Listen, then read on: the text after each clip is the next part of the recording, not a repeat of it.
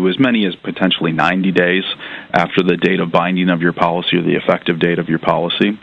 The inspectors are looking for a lot of different things. And these are inspectors that do commercial building inspections for all different insurance companies for all different industries. So they're looking for general housekeeping items, making sure the doors are there, that the windows are secured, that you say where your location is actually there, that the building construction type matches what we put on the application, that we say we have a 10,000 square foot building and we really have a 10,000 square foot building, not a 50,000 square foot building or a 5,000 square foot building.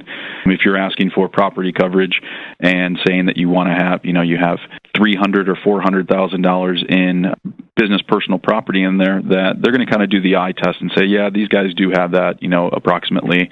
There is all the growing equipment is in there, other things have been done, just kind of verifying that the information you put on the application, the coverage that you've requested, matches what's there. They're also going to take pictures for the underwriter. You got to remember the person that actually underwrote the policy is writing these all day long, and we don't normally get pictures like you would in other industries. We don't get pictures prior to, and so we're getting those pictures and we're making sure that if there is a loss in the future, we do have the ability to go back and look and say, okay, this is accurate. They have this there, and make sure the claims are paid in a proper manner. And, risk management stuff, as we go forward here, you're going to start to see the inspectors are going to be looking a little bit more with an eye towards risk management and not just verifying the assets and verifying the people. They're going to be looking really more towards the security protocols that are in there, that you have the cameras in the rooms that you said you did. They're inside and out. They're not necessarily checking for your safes or anything like that, but I do foresee that as we get more and more comfortable with it, there will be things that will be pointed towards those. Those types of inspectors are going to be more that are going to be directly working for the company and for us, and not a third party. We would not want some third party looking at your vault or looking in your safes and things like that. But they would at least be able to, our people would be able to come out and verify that your safe room matches the description that's necessary. Because that's what we're seeing. People are moving away from safes, especially in cultivation facilities. They're making large vault rooms, and we just want to start to make sure that those things are going to be safe and we can avoid as many losses as possible in the future. We need to take a break, but when we come back, we'll be joined with Patrick McManaman of Cannabis. Grassroots Marketing will return after we generate traffic to our generous sponsors. MJWellness.com, the largest medical marijuana community in the world. Connect with thousands of patients, doctors, industry leaders, and businesses through shared personal experiences along our worldwide network. Discover new therapies and benefits with content tailored to you. Come grow your network on MJWellness.com. You're not alone. Your wellness matters. Learn, live, and thrive. Check out MJWellness.com today. Ganjapreneur.com, your guide to the cannabis business world. Ganjapreneur.com is a comprehensive resource for cannabis professionals and entrepreneurs. Download the Ganjapreneur app on your smartphone or tablet to catch up on cannabis industry news, scroll through our daily job listings, and learn about successful cannabis companies, executives, and investors. Ganjapreneur.com, helping Ganjapreneurs grow. Educator, author, and advocate Dr. Mitch Earlywine is here to tackle the burning issues. And I'm here to clear up the myths about cannabis and burn them away with science. CannabisRadio.com presents a no-holds-barred platform that seeks to redefine and revolutionize the entire scope of the cannabis culture while opening the door for more to join the cannabis crusade.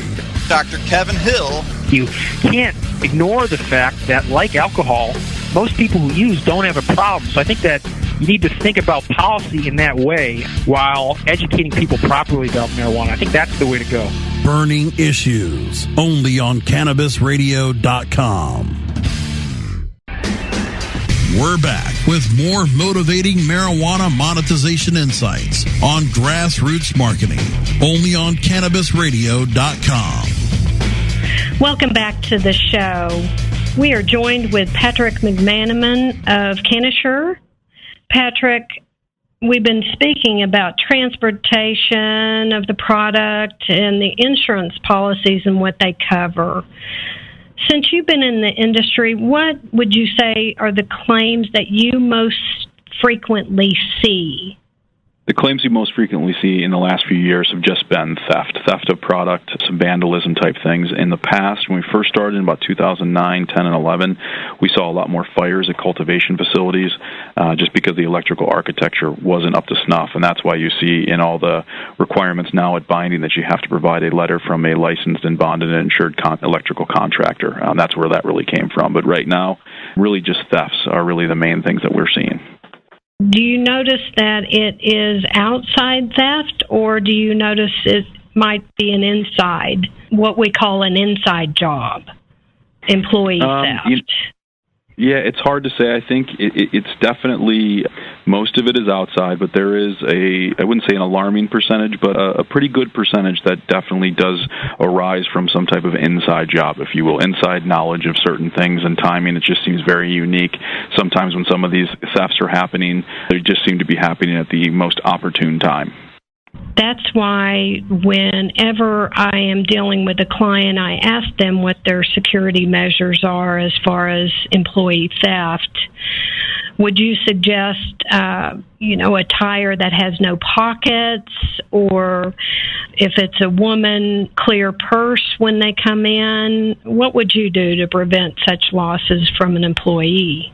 When we think about theft, it's not necessarily those types of theft. It's more along the lines of somebody has provided information or knowledge to somebody else, and those people are breaking in the facility. The people that are stealing from the inside, it just goes back to hiring practices. You just have to be much better at who you're hiring, asking a little bit further down, drilling down a little bit further about the questions. I know one place we've been to, it's a huge, enormous cultivation facility, and in the 5 years they've been there, they've only had 3 kind of employee dishonesty or employee theft issues, and what they do is they get the employee arrested, and the employee is arrested in the middle of the facility. They call the police, and they bring him in, and they're arrested, and they're basically do a perp walk out of the facility so everyone can see. And in Colorado, when that happens to you, if you're arrested in there, you're losing your license to operate. You can never work in the marijuana industry again in that state. So that has been a fairly effective tool for them. In terms of the other things, not wearing pockets, I think it just all comes down to your hiring practices and who you have. And if that works for you, that's great. There's no hard and fast rules. We sit here today. Gosh, that would be a deterrent to see your coworker escorted out by the police. So how can businesses save money on their policies? Number one, investing in themselves and investing in education and training of their employees. It's the best way. Avoiding filing claims is the number one way you're going to save money on your policy. Number two would be trying to get the correct deductible that you're comfortable with and you can handle. And then as we move forward here, you're going to see the insurance industry over the next, 3 years or so start to really focus in on the risk management and start to offer risk management discounts by taking different courses and different type of training things for the business owner himself, but most importantly, his managers and his employees. Thank you. When do you expect to see a change in the industry? And do you think it'll be soon? What do you mean, federally or just in the insurance industry? In the insurance industry. I think that we'll have, these next 2 years, because of the international situation with the insurance companies, I think that these next 2 years are going to be pretty big for the domestic companies, and it's going to be a good opportunity. The industry itself is growing so fast, and we're starting to gain some real traction, obviously, and I think that it's really turned a lot of heads at different companies around our country, and that's going to bring in competition. Personally, I don't think rates are ridiculously high, to be honest with you. I think they're pretty competitive when you look at them against other industries. It's just a matter of the coverage forms are restricted, and what you're going to hopefully start to see is some more coverage opportunities coming in for similar pricing that you're already getting. Thank you, Patrick. Let the listeners know how to get in contact with you. You can go to our website, Cannasure.com, which is CANNASURE.com, and there's a contact us form on there. We also have a risk management white paper that you can download.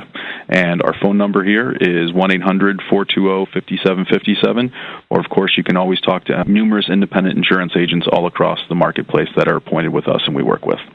And if you'd like us, when you contact us, to be appointed one, we can send you one. Thank you so much for being on the show, Patrick.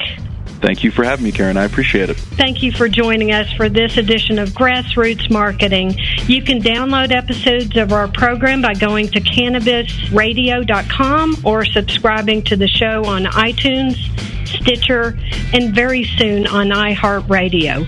Also, you can follow the show on Facebook and Google. Thank you again.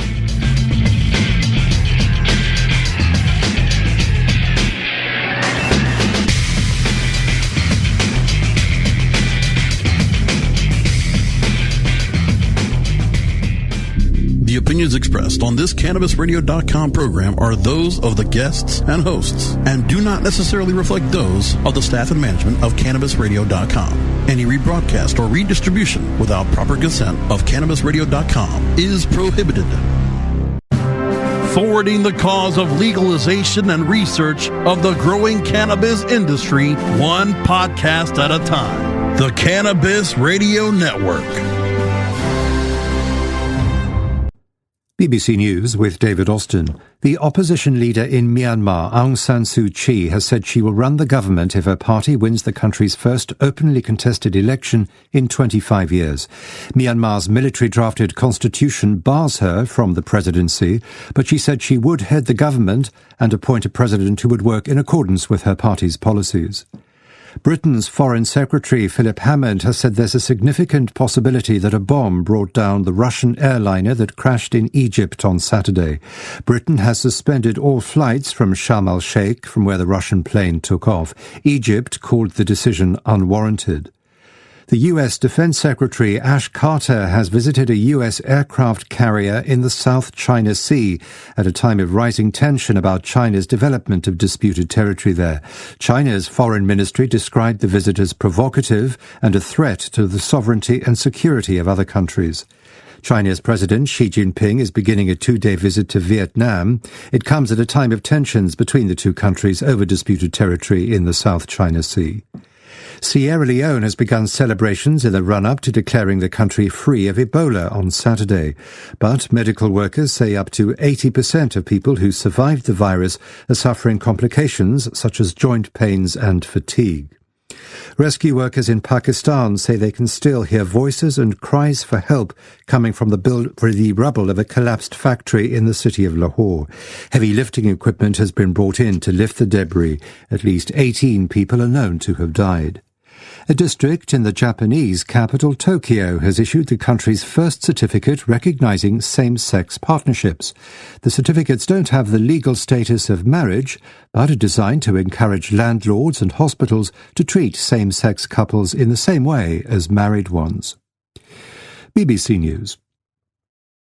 Dr. Dabber, hurry! Its temperature is shooting past 1,000 degrees Fahrenheit. It's burning up. I'm afraid for this little guy, it's just too late. What caused the problem? Only Dr. Dabber can maintain the perfect temperature for a smooth-tasting, slower burn. This standard vaporizer lost all of its health benefits, sending it up in smoke. So you're telling me that most vapor pens burn so hot they produce smoke, not vapor? Correct. Keep away from those standard vaporizer pens and turn to Dr. Dabber. Doctor's orders. Less heat, more flavor. From Feature Story News in London, I'm Ollie Barrett. UK Prime Minister David Cameron is hosting Egypt's President Sisi for talks in London as Britain grounds its flights out of Sharm el-Sheikh over security concerns. Britain's Foreign Secretary now says there is a significant possibility the crash of a Russian plane in Egypt was caused by a bomb. The flight from Sharm el-Sheikh to St. Petersburg came down with 224 people on board, all of whom died. Egypt has dismissed claims a militant group with links to the Islamic State could have been responsible.